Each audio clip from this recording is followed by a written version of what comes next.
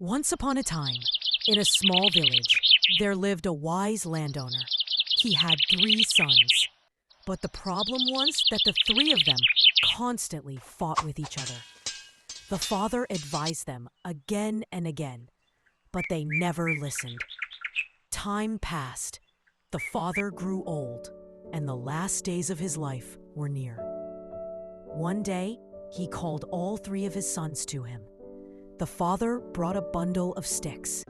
He opened the bundle, handed 1 stick to each son, and said, "My sons, break this stick." The sons smiled and broke their sticks in a single snap. Now, the father handed the whole bundle to each son, one by one, and said, "Now try breaking this." They tried their best, put all their strength into it, but none of them could break the bundle. The father took a deep breath and spoke gently. "My sons, just like this bundle of sticks, if you live united, no power in the world can harm you.